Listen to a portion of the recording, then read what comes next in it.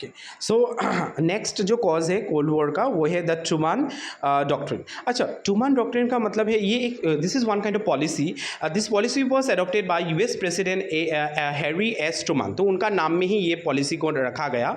तो ये एक टफ पॉलिसी था टुवर्ड्स टू द यूएसएसआर। इसका मतलब ये है कि ये पॉलिसी ये जो पॉलिसी है it is a policy of containing communism by providing aid to the countries which were receiving support Soviet support. तो मतलब जी सोवियत यूनियन के अंदर में सोवियत यूनियन का अंदर में जो स्टेट है जिनको मतलब यूएसएसआर का सपोर्ट नहीं मिल रहा है या फिर जो उसका मतलब बाउंडली उनके वहाँ पर रहना पड़ रहा है, तो उनको हेल्प करने के लिए उन्होंने ये पॉलिसी को बनाया था। तो कहीं ना कहीं दिस पॉलिसी एक संदेहजनक पॉलिसी था कि अगर इस तरीके का पॉलिसी अगर बनेगा तो डेफिनेटली यूएसएसआर के लिए ये थोड़ा सा डर का माहौल हो सकता है, राइट। तो इसीलिए यूएस जो हेनरी ट्रूमन जो है उन्होंने क्या किया, इस पॉलिसी के थ्रू जितना भी कम्युनिस्ट स्टेट है जो कि सोवियत यूनियन के अंदर में है तो उनको हेल्प करने के लिए, ठीक है, ये जो है डॉक्ट्रिन पॉलिसी को एडॉप्ट किया गया था। तो ये भी एक दैट कोल्ड वॉर का मतलब एक कॉज बन गया। सेकेंड वाला है Marshall Plan. The Marshall Plan was announced in June 1947। The US secretary of state George C Marshall. तो मार्शल प्लान भी एक कॉज है। और मार्शल प्लान क्या है, एक प्लान है। तो जो this plan was adopted by George C Marshall, US का जो सेक्रेटरी है, उन्होंने ये प्लान को अनाउंस्ड किया है 1947 में to produce his European recovery program. मतलब यूरोपियन यूनियन का अंदर में जो यूरोपियन यूनियन जो है वो दो हिस्सों में डिवाइड हो गया था ना, मतलब कोल्ड वॉर के टाइम में, वो भी मैं तुम लोगों को बोलूँगा। तो कोल्ड वॉर के टाइम में वो सेकेंड चैप्टर में तुम लोगों को देखने को मिलेगा। तो वो दो हिस्सों में डिवाइड हो गया। तो डिवाइड जब हो गया था तो यूरोपियन यूनियन का अंदर का जो वेस्ट साइड में रहने वाला जो स्टेट है, जो वेस्ट साइड का स्टेट जो है वो किसके अंदर में था, यूएसए के अंदर में था। तो अब यूएसए अगर मैप में देखोगे, if you see the world map, तो यूरोपियन कंटिनेंट से USA is too far, right, अगर उसका डिस्टेंस अगर हम देखेंगे। बट यूरोपियन कंटिनेंट का जो वेस्ट साइड है उसमें जितना भी स्टेट था उनको हेल्प करने के लिए, उनका क्योंकि यूरोपियन यूनियन तो पूरी तरीके से डिस्ट्रॉय हो गया था सेकेंड वर्ल्ड वॉर में, राइट। तो उनके इकोनॉमी को रिकवर करने के लिए ये यूएस का जो प्रेसिडेंट सेक्रेटरी जो है that is George C Marshall, उन्होंने ही ये प्लान को इंट्रोड्यूस किया है और जिसका नाम हो गया Marshall Plan. And the program offered economic help wherever it was needed. जब भी ज़रूरत होगा तो वो हेल्प करेगा वेस्टर्न कंट्री को जो यूरोप का वेस्ट साइड में रहता है। And the main aim of the Marshall Plan was however the political, ये पॉलिटिकल वाला एक तरीके का उनका एम था। Its aim was to contain communism by offering economic aid to the west European countries. West European country को help करने, economically help करने के लिए ही ये प्लान को किया गया था। And Russia describe the Marshall Plan as a dollar imperialism. उन्होंने डॉलर इंपीरियलिज्म बोला क्योंकि dollar is the currency of the USA. तो उनका ये था कि डॉलर से ही उनको लोगों को क्या करेगा, डोमिनेट करने का एक तरीके का, जैसे होता है ना कि छोटा बच्चे को हम क्या करते हैं, चॉकलेट देते हैं, हाँ चलो तुम मत रो बोल के, इस तरीके ही सिचुएशन मतलब यूएसएसआर ने उन्होंने डिस्क्राइब किया कि ये कोई पॉलिसी नहीं है, it was rather than like that a dollar imperialism. And the Marshall Plan was thus that a strain the super powers relation. तो ये भी एक सुपर पावर रिलेशन का ये स्ट्रेन बन चुका था, मतलब ये दोनों यूएसएस एंड यूएसएसआर के बीच में। मतलब एक काइंड ऑफ ऐसा नहीं था कि मार्शल प्लान जब मतलब स्टार्ट किया था यूएसए ने यूरोपियन कंटिनेंट को हेल्प करने के लिए, जो वेस्ट साइड में जो कंट्री है, तो उस समय में यूएसएसआर को भी बुरा लगा कि उनको क्यों हेल्प करना चाहिए बोल के। तो कहीं ना कहीं ये भी एक तरीके का जो कोल्ड वॉर है उसका एक कॉज बन गया। एंड सेकेंड वाला जो पॉइंट है वो है formation of military alliances. The formation of military alliances and counter alliances after the second world war also lead to the rise of the cold war. Formation of military alliances का मतलब यह है कि दोनों जो सुपर पावर है वो अपना अपना हिसाब से मिलिट्री अलायंस बनाया है। अब यहाँ पर मैं तुम लोगों को एग्जाम्पल के हिसाब से मैं बता दे रहा हूँ। दो अलायंस, इतना ज़्यादा अलायंस के बारे में हम नहीं देखेंगे, एग्जाम में नहीं आएगा। तो पहला अलायंस है नाटो। तो फर्स्ट जो कोल्ड वॉर जब स्टार्ट हुआ तब तुरंत after the second world war, when the cold war was started, these two superpower they had started to formation of new alliances, जैसे नाटो। यूएसए ने सबसे पहले अपना फॉर्मेशन जो अलायंस बनाया है जो कि नाटो। तो नाटो का फुल फॉर्म है नॉर्थ अटलांटिक ट्रीटी ऑर्गेनाइजेशन। एक ऐसा organization, it is organization of like military, politically and culturally. तो इस ऑर्गेनाइजेशन में टोटल 12 मेंबर था, इंक्लूडिंग यूएसए, और यूएसए ही उसको लीड करता था। और नाटो क्यों बनाया गया? ताकि ये ऐसा वॉर वाला सिचुएशन में एक दूसरे को इकोनॉमिकली एंड पॉलिटिकली, ताकि एक दूसरे को हेल्प मिले, इसीलिए नाटो को फॉर्मेशन किया गया था। तो एंड यस, एंड इस तरीके से यूएसए ने नाटो फॉर्म किया, फिर सेटो भी फॉर्म किया, फिर सेंटो भी फॉर्म किया, ठीक है। अब उनको टक्कर देने के लिए यूएसए ने भी एक अलायंस अपने हिसाब से, यूएसएसआर, उन्होंने भी एक न्यू अलायंस को स्पॉन्सर्ड किया है, that is military alliance, that was known as a Warsaw Pact, जिनको वार्सो पैक्ट नाम दिया गया, ठीक है। वो पैक्ट का नाम क्या है? Warsaw pact. It is an military and political alliance. It was sign the sign in Warsaw in Poland's capital. Okay, Poland's का कैपिटल जो वार्सो है वहाँ पर ये साइन हुआ था, and that is why it named as a Warsaw Pact. And its principal function to oppose NATO forces को oppose करने के लिए, मतलब नाटो को ख़त्म करने के लिए ही ये वार्सो पैक्ट फॉर्म किया गया था। किसके द्वारा? यूएसएसआर के द्वारा, ठीक है। मतलब जो सोवियत यूनियन तुम लोगों को पता है, और जो कि 1955 में हुआ था। Okay, I hope you understood. जो ये फॉर्मेशन ऑफ अलायंसेस के बीच में भी कहीं ना कहीं कंपटीशन हो गया, जो मैंने पहले ही बोला था शुरुआत में कि कंपटीशन, विच मीन्स किस तरीके का कंपटीशन है? Ideological competition, a competition about like how they have started formation of alliances, एक दूसरे को टक्कर देने के लिए, राइट। ओके, और नेक्स्ट जो है वो है चर्चिल्स फुलटन स्पीच। तो इसको हम यहाँ पर स्किप करेंगे, बिकॉज ये ज़रूरत नहीं है स्पीच, मतलब उनका स्पीच भी कहीं ना कहीं क्या हो गया कि दोनों कंट्रीज़ के बीच में एक दूसरे का अगेंस्ट में गया है। तो इसको हम would like to skip this one. Now we'll see what are the different characteristics of Cold War. The Cold War continued for 45 years from 1945 to 1991. यहाँ पर timeline भी दिया हुआ है. What was the timeline of Cold War from 1945 to 1991? Its main characteristics were as follows. Number one, it was not hot war, it was an unarmed conflict. ठीक है, ये कोई hot war नहीं था, ये किस तरीके का war था? Unarmed conflict, मतलब जहाँ पर there were the arms weapons, they did not fight. Okay, they do not fight. Number two, it was an ideological war between the capitalism and communism. तो पहले हम लोगों ने ये पॉइंट देख लेते हैं, ये किस तरीके का वॉर है? ये एक आइडियोलॉजिकल वॉर है between capitalism and communism. Capitalism किसका था?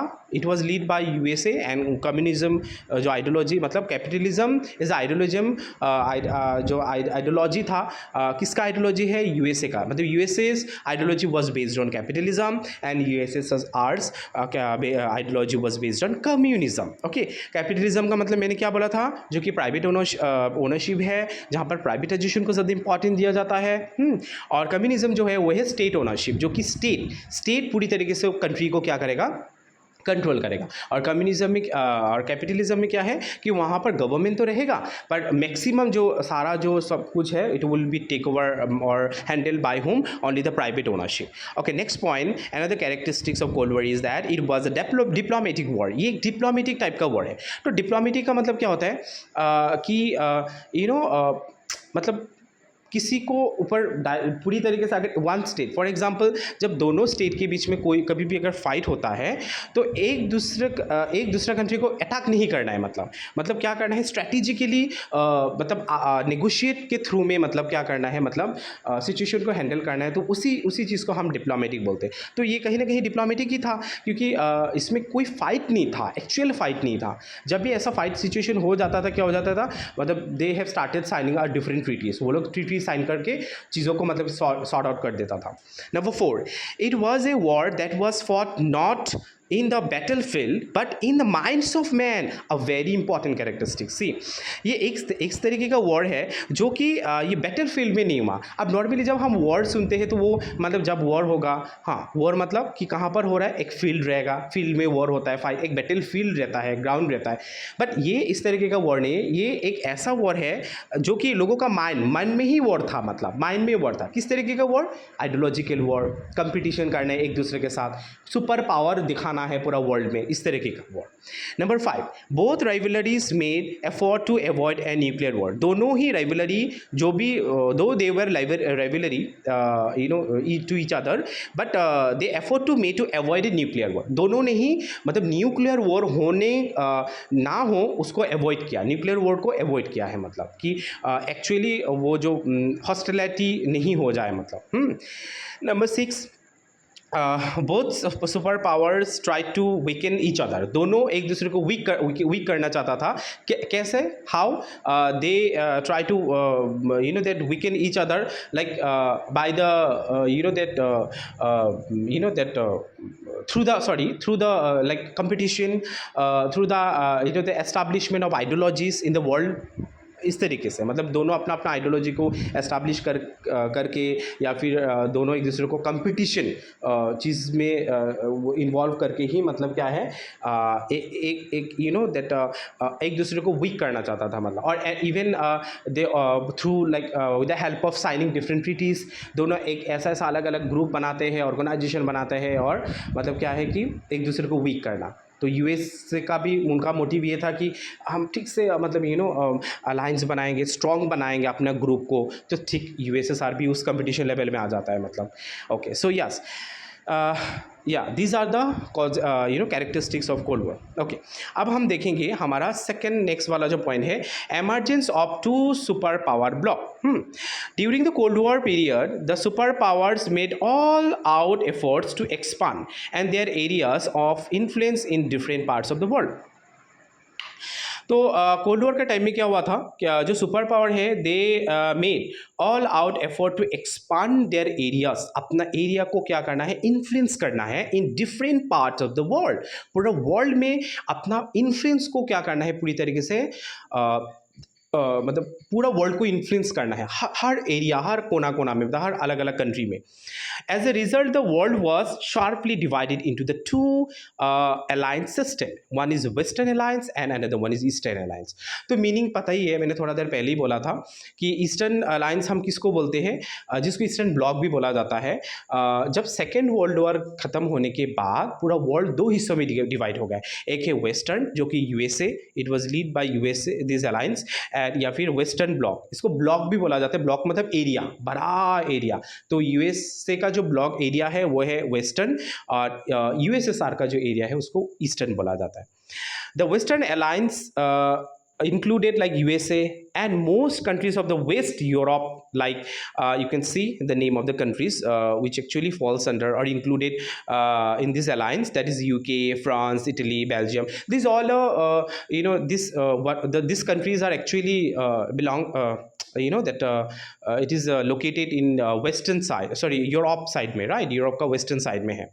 And the Eastern Alliance included USSR and the countries of the Eastern Alliance like Eastern Europe side में, ईस्टर्न का, यूरोप का ईस्ट साइड में जो नेशन है उनको, वो एक्चुअली कौन सा ब्लॉक या फिर अलायंस के अंदर में आता है, ईस्टर्न अलायंस के अंदर में आता है. जैसे लाइक पोलैंड, फिर Czechoslovakia, Romania, Hungary etcetera. This alliance system lead by the superpower divided the country world into two campus. तो कंट्री पूरी तरीके से ये अलायंस के बाद पूरा कंट्री दो हिस्सों में, दो अलग अलग कैंपस में डिवाइड हो गया. एक कैंपस है capitalist campus, another one is communist campus. अब देखो यहाँ पर इतना ज़्यादा तुम लोग को नहीं सोचना है, सिर्फ सिंपली ये याद रखो, चाहे वो ब्लॉक हो, चाहे वो अलायंस हो, चाहे वो कैंपस हो, वो दो हिस्सों में डिवाइड हुआ है, जिसको हम ईस्ट और वेस्ट नाम से जाना जाता है, ठीक है। जो वेस्ट है उसको हम western is also known as capitalist, या फिर ईस्टर्न जो है it is also known as communist. I hope you understood. Okay, next paragraph.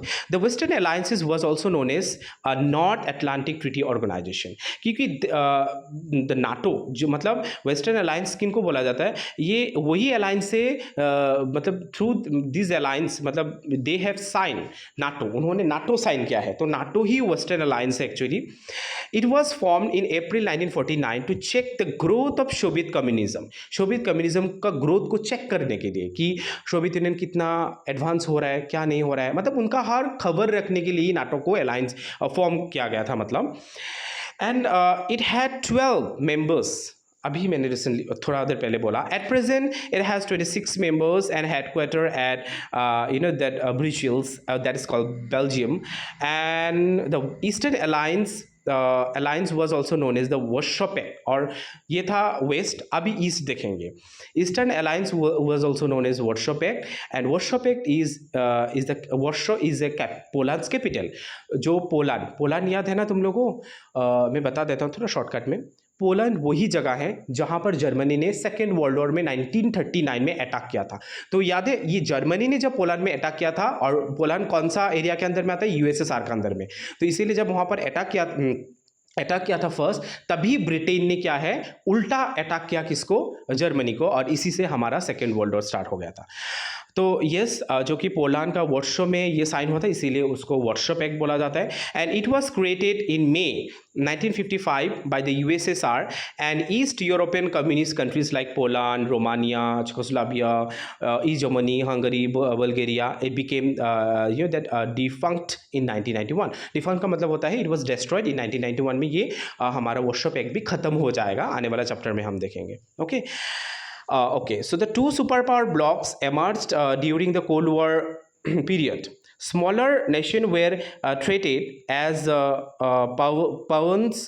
pawns in the game of the Cold War politics. यहाँ पर एकदम शॉर्टकट में इस चीज़ को मैं समझा देता हूँ। कोल्ड वॉर का समय में when the entire world was divided into two parts, Eastern and Western alliance, तो that time you know who actually suffered a lot?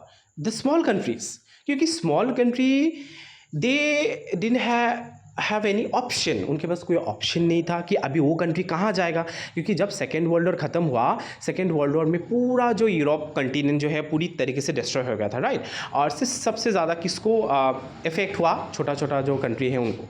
अब ये छोटा कंट्री कहाँ पर जाए, उनके पास कोई ऑप्शन नहीं है। अब उनको कहीं ना कहीं कोई ना ये दो सुपर पावर दो ब्लॉक में तो ज्वाइन होना पड़ेगा। तो इसीलिए यूएसए ने जो कुछ कंट्री है जो वेस्टर्न साइड में है उन्होंने यूएस को ज्वाइन किया, और जो ईस्टर्न साइड में कंट्री है उन्होंने किसको, यूएसएसआर या फिर सोवियत यूनियन को ज्वाइन किया, ठीक है। अब उनको मतलब एक होता है ना कि वो मतलब फंस गया पिच में, अब क्या करेगा मतलब, क्योंकि उनको ही उनका ही ज़्यादा यू नो उनको they actually treated as pawns in the game of the cold war पड़े, मतलब गेम का जो पासा होता है ना मतलब उनके हिसाब से ही गेम खेला गया, मतलब उनको लेके along with them. Europe was center of the cold conflict between the two superpower, और यूरोप मेन सेंटर था ये कोल्ड वॉर का।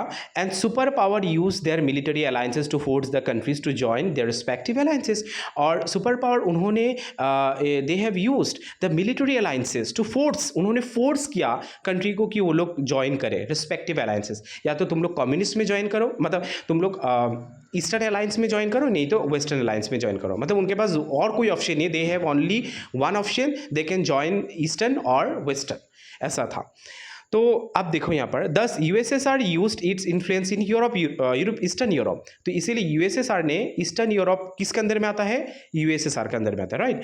तो इसीलिए यूएसएसआर ने क्या प्लान उन्होंने क्या मतलब स्ट्रेटेजी क्या अप्लाई किया कि ही started you know USSR started its influence in Eastern Europe and East European countries such as like Poland, Romania, Czechoslovakia, फिर etc. were under its control. In East and South Asia, okay, in the west Asia जो middle east बोला जाता है, the US build alliance that such terms known as the South East Asian treaty organize जो USA ने SEATO form किया है। तो यहाँ पर